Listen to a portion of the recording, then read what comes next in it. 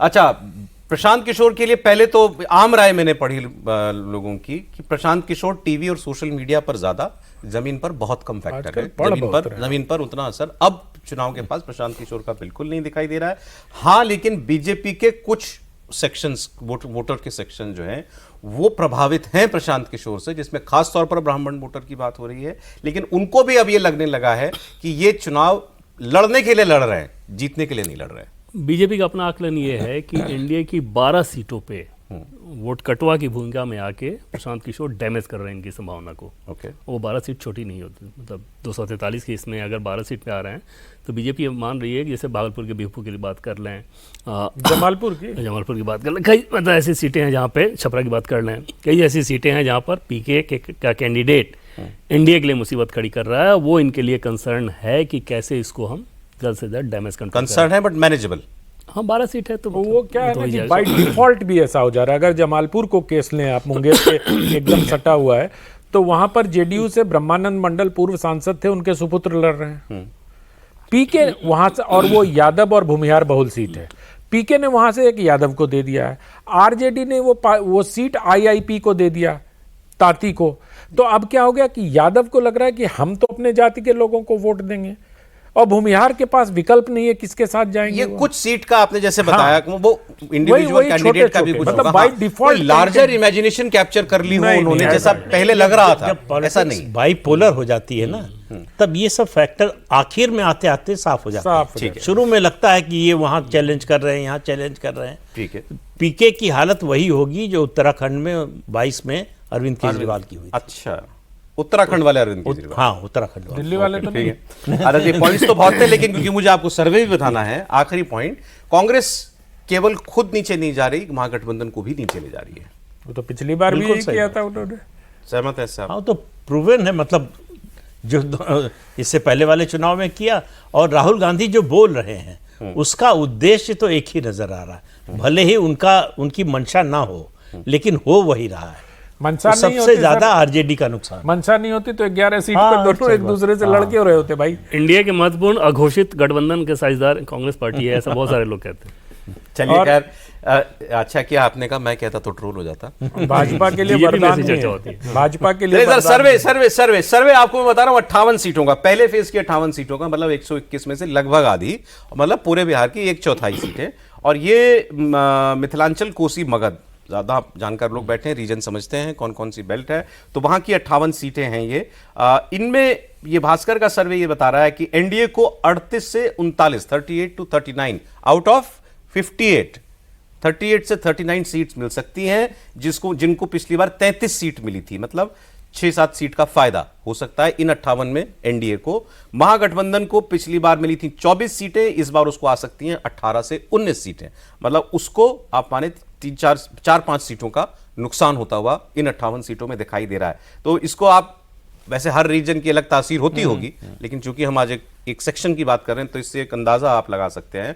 अच्छा, इसमें अगर इंडिविजुअल पार्टीज की बात करें तो बीजेपी 20 सीट लड़ रही है इन सीटों पर, सर्वे 19 से 20 सभी सीटों पर बीजेपी को आगे दिखा रहा है। जेडीयू 30 सीट लड़ रही है, 18 पर जेडीयू को आगे दिखा रहा है। एलजेपी 7 सीट लड़ रही है, लेकिन केवल 1 पर आगे दिखा रहा है। आरएलएसपी 1 सीट लड़ रही है, उसको चांसेस नहीं दिखा रहा सर्वे।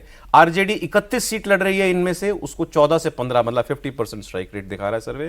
कांग्रेस को 13 में से मात्र 1 सीट पर आगे दिखा रहा है। तो क्या ज्यादा जिद करके अड़ के कांग्रेस ने कोई हासिल नहीं किया। वीआईपी 4 1 सीट पर आगे, एक भी सीट पर आगे नहीं।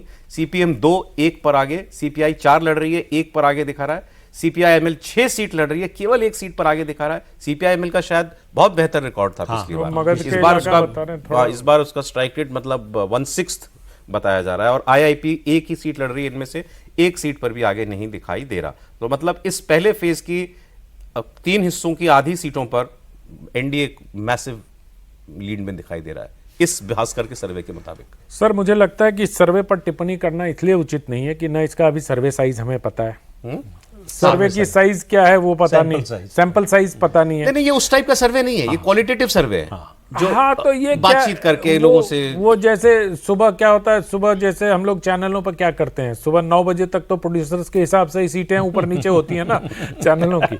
तो ये वैसा ही सर्वे है कि 10 लोग बैठ गए और अब उन्होंने सीट करके ऐसे कर लिया। और सीटों को लेकर अभी टिप्पणी करना किसी भी सर्वे पर थोड़ी जल्दबाजी है। अभी थोड़ा और समय बदलेगा, क्योंकि बिहार का चुनाव प्रतिक्षण बदल रहा है। क्योंकि जैसे आरजेडी को ये मगध इलाके में सीटें नहीं दे रहे, सीपीआईएमएल को मगध इलाके में सीटें नहीं दे रहे हैं, कम सीटें दे रहे हैं, तो मुझे लगता है कि मगध में ही तो वो बेहतर करते हैं। मगध का मतलब जो गया जहानाबाद वाला इलाका है, पूरा सेंट्रल बिहार। देखिए, सीटें कितनी मिलेंगी नहीं मिलेंगी अलग बात है, लेकिन जब पीक पर थे, मतलब इस अलायंस में नीतीश कुमार 2010 में बेस्ट परफॉर्मेंस थी, तब भी बीजेपी की स्ट्राइक रेट जेडीयू से बेहतर थी। ओके, ये तो 100% स्ट्राइक रेट कह रहा है सर। तो इस सीजन में इसलिए लगभग। जो है इस बार और बेहतर होगी, इसमें कोई शक ही नहीं है। इसको सर, अब इसको ऐसे देखें तो समझ में आ गया इस सर्वे की उपयोगिता। जैसे 3 रीजन जो आपने बताया ना जी, कोसी, पिछली बार बीजेपी वहाँ पे अच्छा की थी, जेडीयू भी ठीक थी, ठीक वैसे ही कॉमनवेल्थ रिटर्न इस बार रिटर्न होगा। मिथिलांचल में एनडीए ने बहुत अच्छा किया था। जैसे दरभंगा की बात करें 10 में से 9 जीती थी। बिल्कुल। इस बार लगभग स्थिति वैसी ही रहेगी। जो 4-5 सीटें बढ़ी हुई आप देख रहे हैं वो इस लिहाज से कि मगध वाले रीजन में पिछली बार एनडीए का परफॉर्मेंस बहुत खराब था, वहाँ एनडीए बढ़ेगा और आरजेडी घटेगी। उस लिहाज से ये सर्वे जो ग्राउंड का मूड है ना, लगभग आप मान सकते हैं कि यही है। आपको ठीक लग रहा है? बहुत बहुत व्यवहारिक लग रहा है। मतलब इन 3 रीजन के आधार पर एकदम से बहुत व्यवहारिक ये है। कह रहा है BJP almost 100% strike rate, JDU लगभग 60। इसमें एक सीट में जो सहरसा वाली सीट है ना, वो मुसीबत वाली थोड़ी हो सकती है। एलजेपी का प्रदर्शन खराब बता रहा है, ये 7 में केवल 1 बता रहा है सर। चिराग पासवान हो को सकता बहुत है। उम्मीद है। भाई, चिराग पासवान का उनके पिता के समय से देखिए, उनका स्ट्राइक रेट बहुत अच्छा कभी नहीं रहा है। उनकी डिमांड, उनकी एस्पिरेशन बहुत ज़्यादा रही है। ये ऐसी पार्टी है जिसको लगता है कि हमको जो मिलना चाहिए उससे बहुत कम मिल रहा स्ट्राइक है। रेट के नाम पे तो सीटें ली इस बार उन्होंने सर। हाँ, लेकिन जो है हाँ, ठीक रहा है। वो एक तो जेडीयू के कार्यकर्ता की नाराजगी खत्म तो नहीं हुई होगी, जो 2020 में उन्होंने किया था। ओके, उसके अलावा उनके पास जो पासवान वोट है, उसके अलावा कुछ जोड़ने के लिए है नहीं। वो निर्भर है जेडीयू और बीजेपी पर। उनके कार्यकर्ता कितना काम करते हैं, कैंडिडेट कैसा है, कैंडिडेट की लोकप्रियता कितनी है, किस आधार पर उसको टिकट दिया गया है, ये भी बहुत बहुत महत्वपूर्ण है इन छोटी पार्टियों के लिए। एलजेपी के 11 कैंडिडेट ऐसे हैं जिसको पूरी तरह से बीजेपी चुनाव लड़ा रही है। संसाधन के मामले में भी वो सारी जिम्मेदारी बीजेपी ने अपने ऊपर ले रखा है। दूसरा, चिराग पासवान को एक चीज़ को लेकर बहुत ज़्यादा सवाल वहाँ खड़े होते हैं कि जो टिकट डिस्ट्रीब्यूशन इन्होंने किया वो बड़ा खराब था। जैसे बख्तियारपुर से कोई तैयारी कर रहा है, नॉमिनेशन की तैयारी कर लिया, पूजा पाठ की तैयारी कर रहा है, अचानक एक दिन पहले उठा के उसको कहीं और भेज रहा है। आपको लग रहा है कि ऐसा भी हो सकता है? ये जो फिगर है, इतना मैं खराब- इसमें बहुत हद तक इस पे सहमत हूँ। आरजेडी 50% पे हाँ, strike ये rate ओवरऑल फिगर में कह जो रहा हूँ। पिछले ओवरऑल चुनाव फिगर में कह रहा हूँ। कांग्रेस ने किया आरजेडी के साथ, वही जो है और चिराग कांग्रेस पासवान- 13 में 13 लड़ रही है। ये सर्वे कह रहा है केवल 1 पर चांसेस। अरे तो भाई बहुत 70 है, 70 में कह रहे हैं 21 बहुत है। बहुत है भाई। 70 में 21 का पहले भी रेशियो रहा है उनका, मतलब ऐसा 19 19 का रेशियो रहा है। तो अब मतलब बहुत ज्यादा कांग्रेस को लेके आप, ये मैं मानता हूं कि इन दिनों आप बहुत पढ़ रहे हैं, लेकिन इसका अध्ययन बिहार का बहुत गहन हो रहा है, लेकिन इसमें अगर आप क्वेश्चन मार्क हटा देंगे तब भी कुछ नहीं होगा सर। इसे